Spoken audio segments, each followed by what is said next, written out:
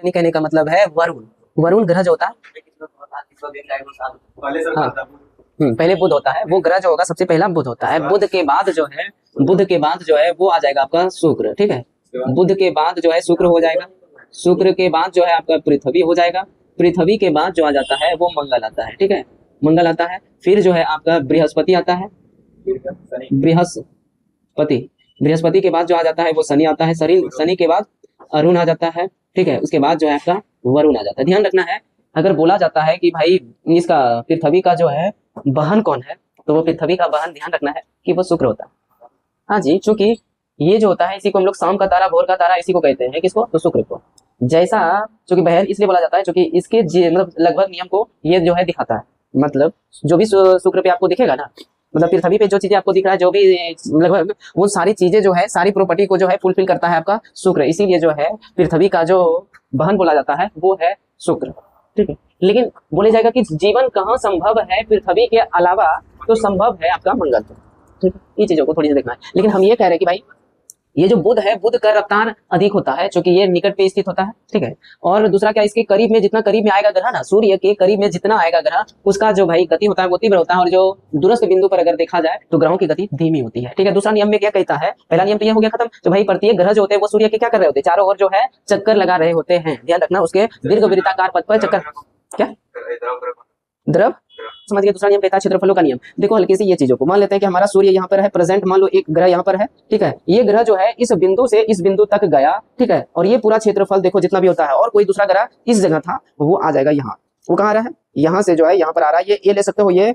B बिंदु ले सकते हो। जरा देखो ना अच्छी तरह से, ये जो पी से जो बी गया, पी से जो क्यू गया है, ये कितना सा दूरी है, हल्का सा छोटा, थोड़ा कम लग रहा है। रिस्पेक्ट इसके देखो तो, रिस्पेक्ट इसके देखो तो, कहने का मतलब है कि ये ग्रह जितना क्षेत्रफल तय करेगा, मतलब सूर्य से मिलाने वाली रेखा द्वारा तय की गई जो समान समय अंतराल में समान क्षेत्रफल होता है। कहने का मतलब है ये सूर्य है, सूर्य से हमारा ये ग्रह एक हो गया, दूसरा ग्रह ये हो गया। ये ग्रह यहाँ तक जो चल के आएगा और इनके द्वारा जो घेरा गया क्षेत्रफल होगा, दूसरा ग्रह जो यहाँ ए से बी तक आएगा, इनके द्वारा जो घेरा गया क्षेत्रफल होगा, ये दोनों के दोनों एक दूसरे के बराबर होता है। ध्यान रखना, ठीक है। अर्थात यहाँ पर बोले क्षेत्रफल जो क्षेत्रीय चाल जो है, वो क्षेत्रीय चाल एक तरह का नियत है। क्षेत्रीय चाल इसका मतलब क्या हो गया, नियत है। दूसरा ये समान समय में समान जो है कौन नहीं, मतलब समान जो क्षेत्रफल करता है वो कोणीय रूप से करता है तय। तो इसका कोणीय विस्थापन जो होता है, मतलब कहने का इसका जो दूसरा नियम है क्षेत्रफलों का नियम, ये कहा जाए तो कोणीय संवेग संरक्षण सिद्धांत पर आधारित है। कोणीय संवेग संरक्षण सिद्धांत पर आधारित है, दूसरा ये नियम था। और ये हमारा इतना छोटा सा ही था। इसके विषय में जो है आपको बोले हुए थे क्षेत्रीय चाल, क्षेत्रीय चाल बोले थे।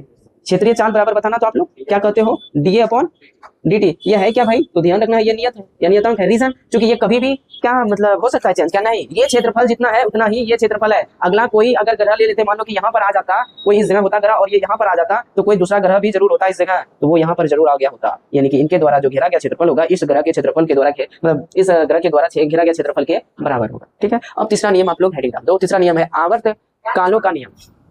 क्या क्या क्या पढ़ा है, ग्रह के गति के नियम कहाँ तक पढ़ा है, तो ग्रह का कक्षीय चाल ये वहीं तक पढ़ा है, तब तो कोई दिक्कत नहीं है, ठीक है। पढ़ा है, थोड़ा है क्या 2-3 क्लास तुम पीछे, कोई दिक्कत है। अब वो ऐसा नहीं रहता कि इतना दिन तुम लोग के चलते लगाए, तुम लोग स्किप करते गया, हम कंटेंट घटाते गए रोज के डे में, जो कि इतना कम नहीं रहा। अब ये फिजिकल का ये जरूरी था यहाँ बतला, क्या कल समझा चुके, क्यों इसको समझाते, हाँ वो आयु से पूछना होगा। और कहाँ तक लिखा है ये पहले बोलो, कक्षीय चाल लिखा है।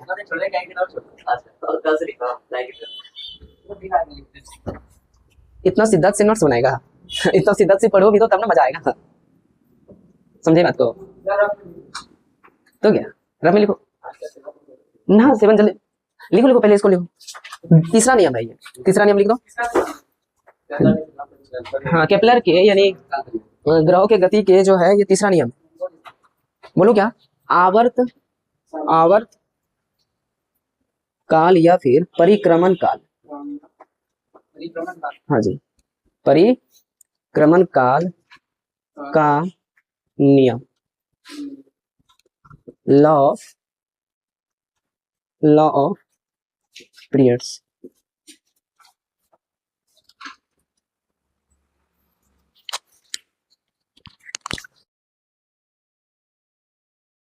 लिख दिए, बोलो इसका, ठीक है लिखो।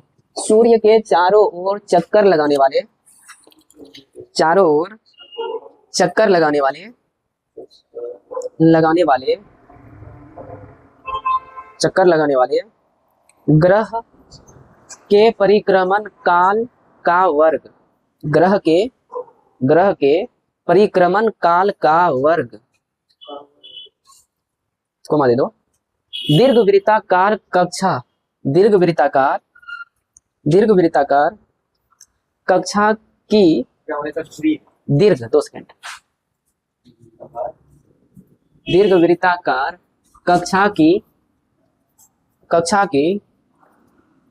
अर्ध हाँ जी अर्ध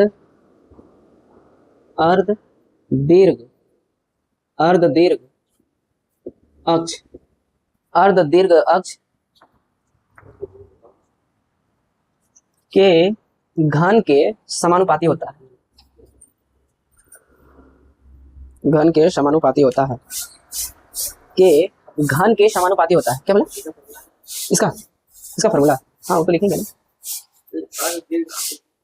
अर्ध दीर्घ अक्ष मतलब ये देखो, ये पूरा क्या बोलते हो, ये पूरा क्या है हमारा मेन में, यानी कि ये अक्ष है, पूरा अक्ष, ठीक है, लेकिन इसका अर्ध बोल रहा है, दीर्घ, वो भी अर्ध दीर्घ वाला ये तो है, ठीक है, अर्ध दीर्घ बोला यानी कि इतना सा भाग को हम लोग मान लेते हैं कि आर होगा, मान लो अर्ध दीर्घ बोला है, ये हमारा दीर्घ पाठ है और ये हमारा जो है लघु पाठ है, यानी कि लघु अक्ष है, ये हमारा दीर्घ अक्ष और ये हमारा अक्ष, मतलब नहीं समझ रहे हो, Y X axis Y axis नहीं बोलते हो, एक्स अक्ष वाई अक्ष, ये दीर्घ अक्ष हुआ और ये हमारा लघु अक्ष हुआ। तो दीर्घ अक्ष का अर्ध दीर्घ अक्ष, अर्ध मतलब क्या, आधा, दीर्घ का यानी कि दीर्घ अक्ष अर्ध दीर्घ अक्ष के घन के समानुपाती होता है। और मतलब देखो इसका हम लोग मान लिए कि यहाँ से यहाँ तक का जो अर्ध दीर्घ है वो समान हो जाता है त्रिज्या का, होगा क्या नहीं, ये भी होगा, लेकिन ये लघु पाठ है यानी लघु अक्ष है, ये कोई दिक्कत नहीं। ये चीज को थोड़ा सा इसी चाहते थे हम त्रिज्या के घन के समानुपाती कहा देते, लेकिन यहाँ पर हम पहले बोले हुए हैं कि सूर्य के चारों ओर जो चक्कर लगा रहा होता है ग्रह, वो दीर्घवृत्ताकार पथ पर लगा रहा होता है और दीर्घवृत्ताकार पथ जो बनता है वो इस रूप में बनता है। ध्यान रहे कि ये पार्ट इसका थोड़ा सा लॉन्ग हो जाता है, ये जो एक्सिस देख रहे हो ये लॉन्ग हो जाता है और ये जो एक्सिस देखते हो ये थोड़ी सी शॉर्ट हो जाता है रिस्पेक्ट दिस, समझ रहे हो भाई, इसके रिस्पेक्ट में भाई ये छोटा है, तुम देख भी पा रहे हो, ठीक है। इसमें देखो थोड़ी सी अर्थात देके लिखना है तुम लोग।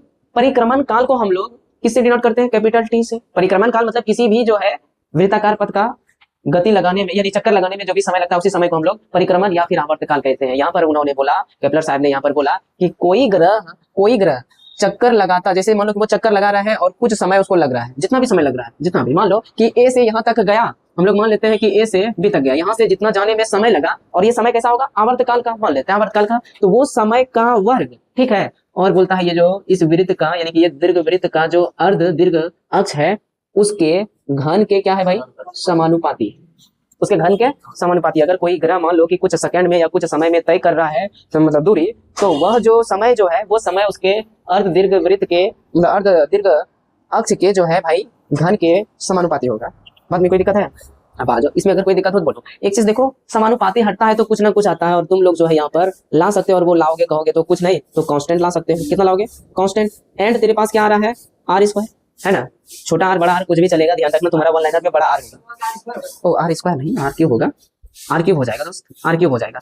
क्या तुमसे देखो ये तो पूछेगा ही पूछेगा, ये वन लाइनर मतलब एमसीक्यू में ये पूछेगा ही पूछेगा, और इसको इधर ले आओ। अगर इसको इधर ले आते हो तो तुम्हारे पास बच क्या रहा है, तो तुम कहोगे इधर बच रहा है हमारे पास कांस्टेंट। कांस्टेंट मतलब क्या कह सकते हो, नियतांक, नियतांक है ना, ये आपके पास आ जाएगा नियतांक। अब कहोगे कि भाई टेस्ट या एग्जाम में कैसे आएगा, तो आपके पास ये आ रहा है, इस रूप में आएगा, ठीक है। और नियतांक कहोगे ऑप्शन नंबर कितना, तो ऑप्शन नंबर बताने से मेरा जीतो टेस्ट का बवाल हो जाएगा, ठीक है। हाँ जी, तो इसीलिए जो है ये ऑप्शन बता नहीं सकते कि ये ऑप्शन सी में आएगा, ठीक है, तो ध्यान रखना है। जिसमें समझ गया है, हम बोल चुके हैं। देखो इस चीज को थोड़ी सी ध्यान रखना है। अब ये थोड़ा सा उतार लो, तुम लोग अच्छे बच्चे हो, उतार लो हल्के। अरे वो सब जो है सप्ताह का दिन पढ़ रहे थे, है ना, सप्ताह का दिन पढ़ रहे थे साथी। ये कांस्टेंट को बोलते क्या हो रहेगा, ये सब नियतांक ना, ध्यान रखना। ये भी आता है, ये भी आता है, हल्की सी ध्यान अपना दिमाग में जो है ना पुट आउट करके रख लेना।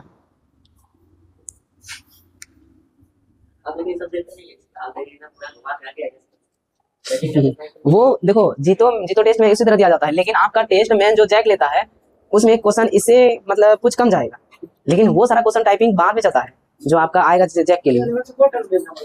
ऐसा है कुछ उसके बारे में भी कुछ कहना मुश्किल है, हो भी सकता है नहीं भी हो सकता, लेकिन 90% नहीं हो सकता, क्योंकि कुछ ना कुछ ऐसा थोड़ा ऑफिशियल अगर छोड़ दे तब कुछ विश्वास किया जा सकता है। सब्जेक्टिव होगा स्कूल में, ऑब्जेक्टिव होगा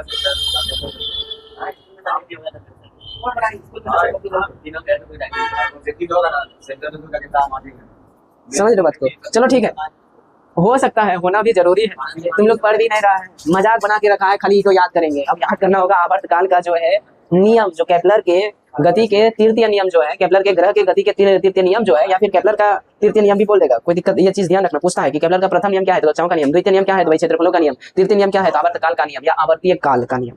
ठीक है, इस तरह भी पूछता। हाँ, तो प्रथम नियम क्या था हमारा, कक्षाओं का नियम। दूसरा क्या था, क्षेत्रफल। तीसरा क्या आ गया हमारे पास, आवर्तकाल या परिक्रमण काल का नियम। इस तरह भी पूछेगा। बोलेगा द्वितीय नियम किस पर आधारित है, वो द्वितीय नियम जान रहे, कोणीय संवेग संरक्षण सिद्धांत पर आधारित है। नहीं वो नहीं है, उसके विषय में जो भी था वो हम सारी चीजें को जानकारी दे दी। ठीक है, सारा जो भी लिखे हो ना वो सारे वर्ड पूछा जाता है।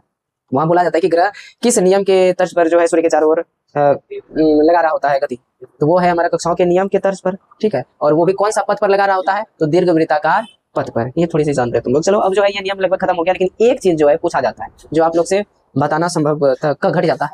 अब मान लो कि ये कहाँ है, ये सब मिटा दो, फिलहाल मिटा रहा हूँ, बाद में लिख दूंगा, चिंता मत करो। जब आप लोग टेस्ट दोगे उस समय लिख देंगे और उतार देंगे। ठीक है, हाँ जब देखो ना, ये हम मान लेते हैं कि यहाँ पर सन है।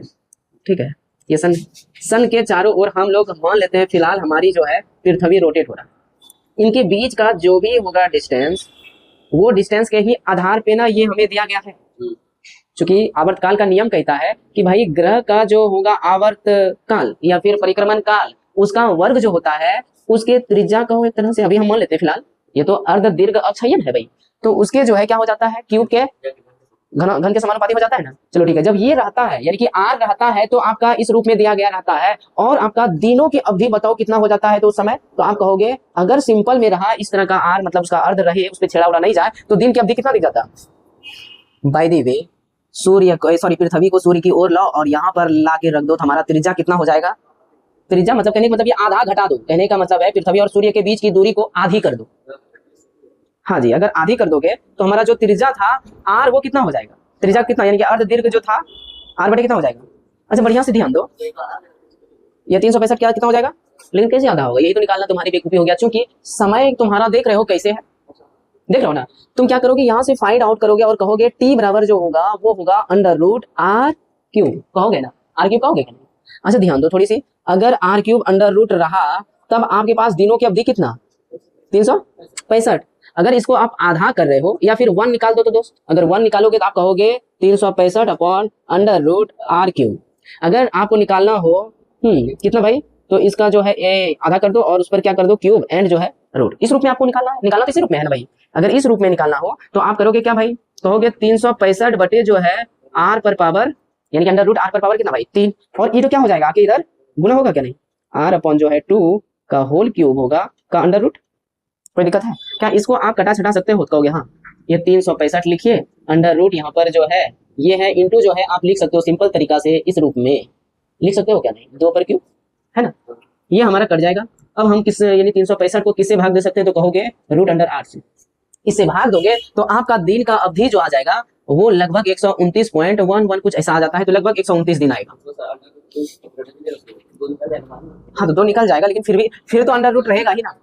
हाँ तो यहाँ से आपके लगभग जो आ जाता है 129 पॉइंट समथिंग डे आता है, लेकिन आपको 129 दिन मानना होगा, यानी कि दिनों की अवधि घट रहा है या बढ़ रहा है, घट रहा है। यानी कि पृथ्वी को सूर्य की ओर ले जाया जाए या फिर भाई सूर्य और पृथ्वी के बीच की दूरी को कम कर दिया जाए तो दिनों की अवधि क्या हो जाएगा, घटेगा ही ना। नॉर्मल भी ऐसे समझ सकते हो कि भाई अगर दूर अगर रख दिया जाएगा उसको तो उसको समय अधिक लगेगा क्या, नहीं चक्कर लगाने में अधिक लगेगा। क्योंकि आप ये जानते हो अगर पृथ्वी अपने अक्ष पर रोटेट हो रहा है तो वो दिन और रात की अवधि देता है।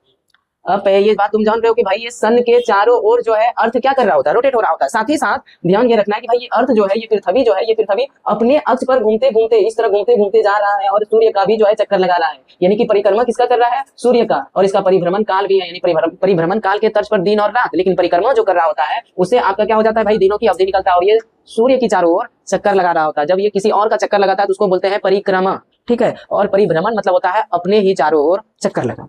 ठीक है, कोई दिक्कत है। तो यहाँ से आप देखो इसको रोटेट होने में जो है, जब अगर ये जितना लगेगा भाई, दूर में है तो इसको कितना लग जाएगा, मतलब कितना बार होगा 365। अगर पास आ जाएगा तो इसको एक तो छोटा सा वृत्त हो जाएगा, होगा क्या नहीं। तो इसमें इसको घूम मतलब अपना जो है रोटेशन जो है अपना, इसका जो घूर्णन अक्ष है उस पर घूमने में इसको कम समय लगेगा और जल्दी पहुंच जाएगा, है ना।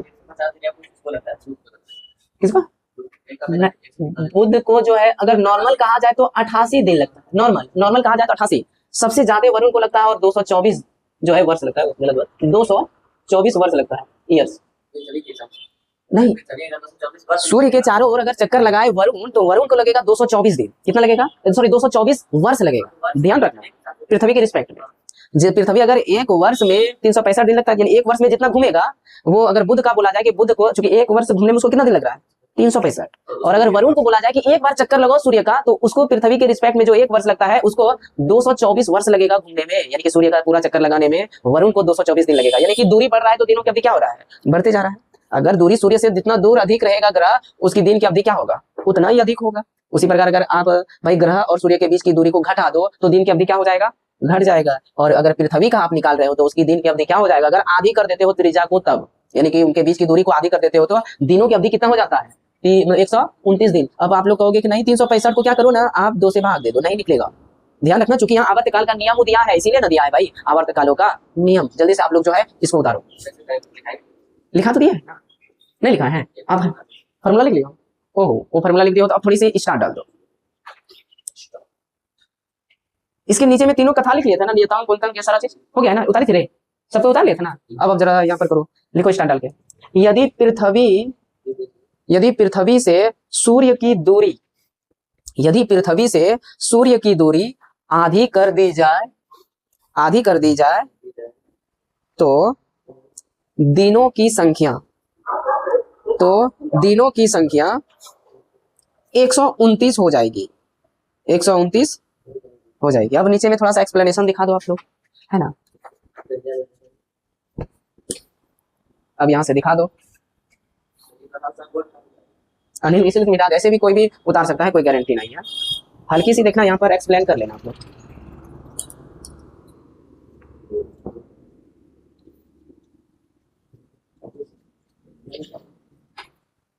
उतार दिए, मिटा दिए, चूंकि हम ऊपर से लिखेंगे ठीक रहेगा, दिखेगा भी बच्चा को, समझ में आया रहेगा।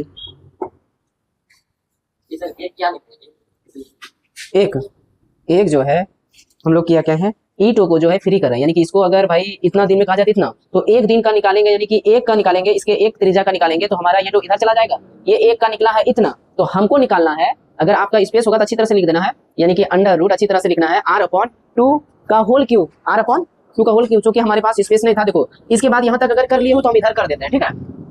देखो अगर यहाँ तक कर दिए हो, यहाँ तक किया हो सब कोई, हाँ तो हल्का ऊपर मैं ले जाता हूँ, और ऊपर जो है चूंकि आपको पता है अंडर रूट r³ रहेगा तो दिन की अवधि कितना 365 होगा भाई, कहोगे हाँ। अगर एक निकालना चाहूं तो ये तो उधर चला जाएगा, 365 हो जाएगा, अपॉन कितना भाई r³। आप रूट वाला निकाले तो इतना निकला, हमको चाहिए r की जगह हमको आधा करना है, और रूट जो भी रहता है कंडीशन, उस कंडीशन के साथ निकालना है, इतना निकालना है ना। तो इसके अकॉर्डिंग निकालेंगे तो 365 अपॉन अंडर रूट r³ कहोगे, और गुना हो जाएगा। आप जितना भी निकालोगे तो गुना होगा, तो आप अंडर रूट लिख सकते हो r/2 का होल क्यूब। अब अलग अलग कर दो हल्की सी, कहोगे ये अपॉन जो है इनटू ये अलग कर दो, r³ को अलग, हाँ, एंड जो है अंडर रूट 2 का क्यूब अलग कर दिए। ये जो आप देख रहे हो क्यूब को जो है अलग अलग बोल दिए, और रूट को भी अलग अलग कर दिया, कोई दिक्कत है नहीं। अब यहाँ से तो आप काट सकते हो इसको। अब आपको करना क्या है, 365 अपॉन जो है अंडर रूट 8 कर दो, मेरे ख्याल से अच्छा लगेगा, क्योंकि 2 का क्यूब करोगे कितना होगा 8 का अगर ये भाग दोगे तो आपका लगभग जो है 129.1 समथिंग आता है, 129.1 समथिंग आता है। तो हम लोग जो है 1 आ रहा है जिसके कारण छोड़ देते हैं, और लगभग हम लोग लिख देते हैं इतना डेज। कितना हो जाएगा इसका, तब टी हमारा कितना हो जाएगा, क्योंकि आप जान रहे हो टी बराबर यहाँ पर कितना हो जाएगा, कहोगे टी बराबर जो होगा वो अंडर रूट r³ होगा, क्या नहीं, ये नहीं होगा, कहोगे क्यों, क्योंकि तुम जान रहे हो भाई टी का स्क्वायर वो जो है कोई कांस्टेंट है, और कांस्टेंट का वैल्यू 1 मान लेते हैं, तो हमारे पास कितना हो जाएगा r³। अगर टी को फ्री करेंगे तो इधर आके अंडर रूट होगा, क्या नहीं। ये जब अंडर रूट r³ था तो दिनों की अवधि यहाँ पर हमारे पास टी का अवधि कितना था, तो 365 जब ये था, और अगर ये कर दिए तो टी इस बार टी कितना हो गया, तो 129 दिन हो गया, कोई दिक्कत। ये चीज अगर हो गया तो अब जल्दी से आप लोग काम करो, जल्दी यूनिट 7 हेडिंग डालो, जल्दी से यूनिट 7 हेडिंग डालो। इसमें नहीं आने के कारण, कम क्वांटिटी पढ़ाने के कारण बहुत लेट हो चुका है। हाँ जी, आज 27 है, उतारी रे बदलो। जल्दी से हेडिंग डाल दो भाई। हो रहा है रिकॉर्ड क्या? चलो नहीं भी हो रहा है तो जानेगा रिकॉर्ड वाला।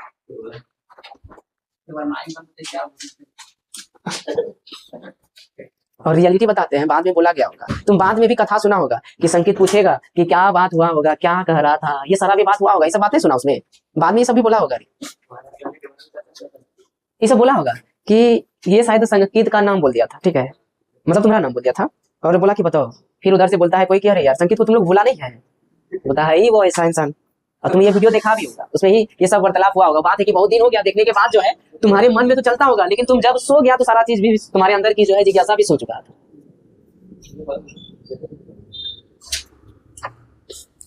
हेडिंग डालो जल्दी से, यूनिट नंबर, ये इसकी भी भोज खत्म। कौन बोला 2 महीना चलेगा? क्या बोला? मेरा ना, ये गलत सोच रहे हो तुम। नहीं तो संडे को किसी दिन खिंचा सकता है, कोई गारंटी थोड़ा है। 11 में मैनेज नहीं कर पाते, रीजन यही हो जाता है, तो सिलेबस खत्म करना तो बहुत होता है, काम बचेगा, मेरा उतना नहीं बचेगा। और तुम लोग को लग रहा है कि मेरा बच जाएगा, तुमको बोल रहे हैं ना यूनिट नंबर 8 और 9 मिला के ये है 15 दिन का, हालांकि 15 दिन में नहीं होगा खत्म, ध्यान रखना 15 दिन से कम प्लस लगता है, 2-3 दिन, ठीक है, क्योंकि यूनिट 9 तुम्हारा मैक्सिमम 2 दिन पढ़ाते हैं, क्योंकि सारा चीज पढ़ा देते हैं यूनिट 8 में, तो ये चीज को तुम यहाँ से थोड़ा सा कर सकते हो डिमांड। एंड जो है यूनिट नंबर 10 जो है ये तुमको कम बताने से फायदा है, तो जो है 10 दिन लगता है, ठीक है, तो तुम बढ़ा के तुम 10 दिन लगेगा, 10 से प्लस मतलब ये थोड़ा हो गया कि भाई तो मतलब 50 दिन चला जाएगा, मैक्सिमम जो है 12 दिन जाएगा, ठीक है, अब जो लो जितना भी लगे। एंड जो है यही थोड़ा दिक्कत है कि तुम्हारा यूनिट 7 जो है इकलौता है जो कि ये अगर अच्छी तरह से पढ़ाएंगे तो ये 15 दिन से प्लस लगेगा। यूनिट बड़ा है, दूसरा ये पूछता भी है ऐसा थोड़ा, लेकिन सबसे ज्यादा पूछता है यूनिट तुम्हारा 2 से, वो बहुत बड़ा है, वो छोटा बड़ा नहीं है, बहुत बड़ा। आ जाओ, देखो लिखो फटाक से लिखो, ये उतार लिया सबको मिटा दे, चलो ठीक है, जल्दी से लिखो यूनिट 7 हेडिंग डाल दो और उसमें लिख दो नाम भी उसका, यूनिट ठोस तथा तरल पदार्थों का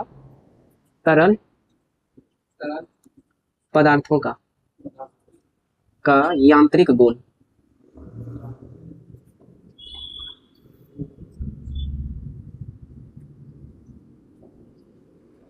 mechanical properties of solid and bulk matter. सबका जो है खत्म हो चुका है।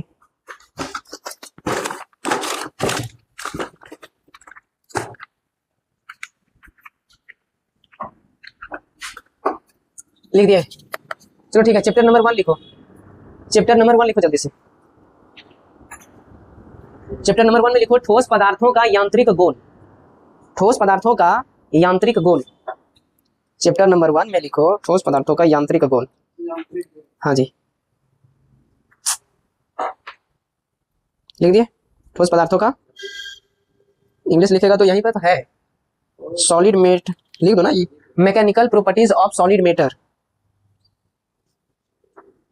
अगर इंग्लिश लिखोगे तो इंग्लिश लिख दो mechanical properties of solid matter कर देना ओनली।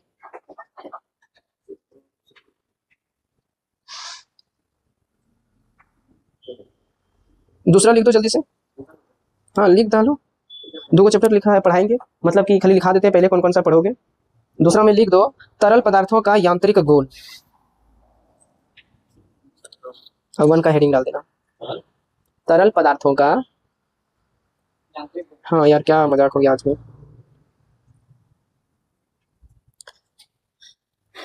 सबसे बड़ी दुखद बात है, ये यूनिट को खत्म करेंगे तभी थोड़ा सा शांति प्राप्ति होगा। तो इसका इंग्लिश लिखना हो तो mechanical properties of bulk matter, chapter number 2 का लिखना हो तरल पदार्थों का यांत्रिक गुण, इंग्लिश लिखना हो तो mechanical properties of bulk matter. और हमारे पास पर्याप्त समय में जो शेष समय है वो बचा है 10 मिनट, और जल्दी से आप लोग हेडिंग डालो, हमको लगता है खाली समझाने में ही जो है कहानी खत्म हो जाए।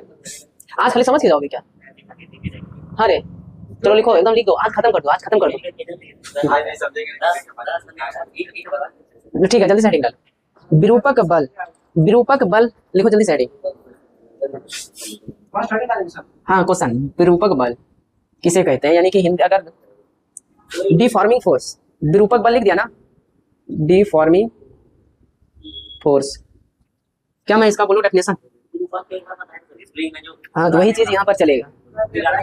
हाँ, इसी बिगाड़ने वाला बल को कहते हैं, यानी आकृति क्या होता है, बदल जाता है ना। लिखो, वह बल जो किसी वस्तु पर, वह बल जो किसी वस्तु पर लगाने से उसकी आकृति बदल जाती है,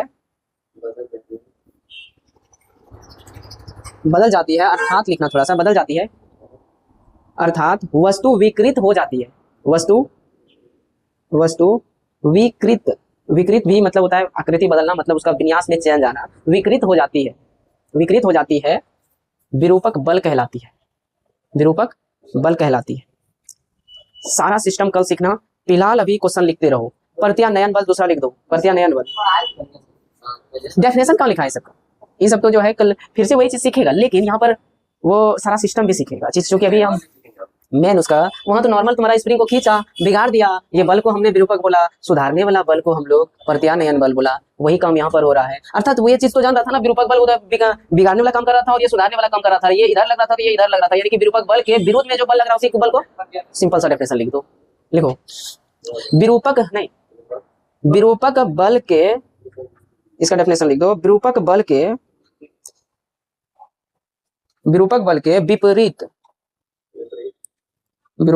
विपरीत कार्य करने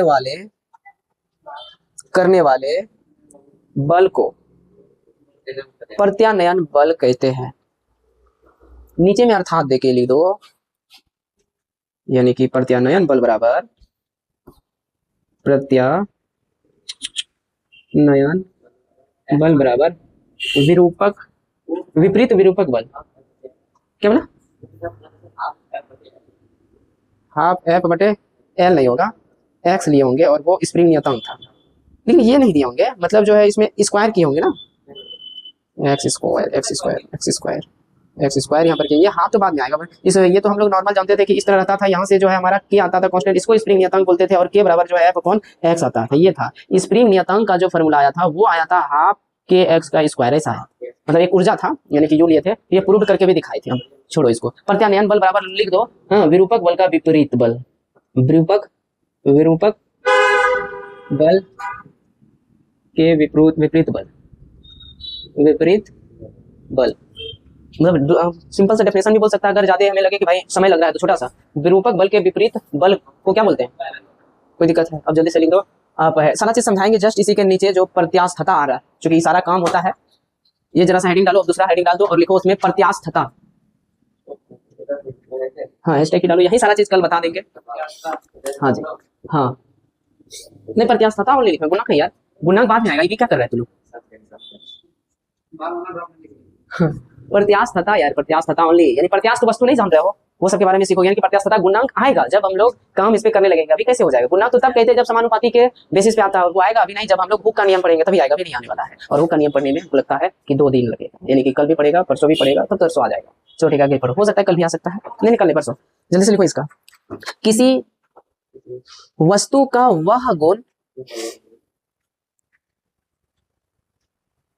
किसी वस्तु का वह गुण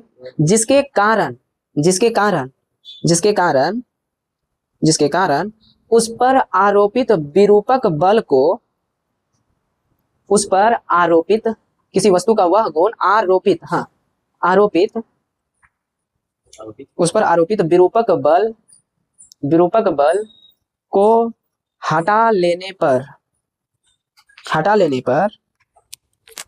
पर पदार्थ अपनी प्रारंभिक मूल अवस्था में वापस लौट आती है, प्रत्यास्थता कहलाती है। समय बचा है? नहीं। अब यहां से हम लोग जो है कल एज ए प्रैक्टिकल सीखेंगे। कल विष्णु तुम्हें आना अनिवार्य है, नहीं तो फिर सोच लेना तुम, क्योंकि तुम्हें यहाँ बहुत चीजों का प्रयास करेंगे कि हम प्रैक्टिकल दिखा पाए। क्योंकि वहाँ ना हम थाली को दिखा पाए, ना ही हम कोई चीज़ों का बोतल को जो है दिखा पाए कि भाई बोतल को दिखा, मतलब इसके बलागुन के बेसिस पे नहीं संवेग का कुछ दिखा पाए तुम लोग को प्रैक्टिकल, क्योंकि उसमें भाई हर मोमेंट पे ही नुकसान है, तुम लोग को नहीं पता है, समझा। इसलिए अभी उतना नुकसान आना मेरे काबिलियत में नहीं है। के बारे में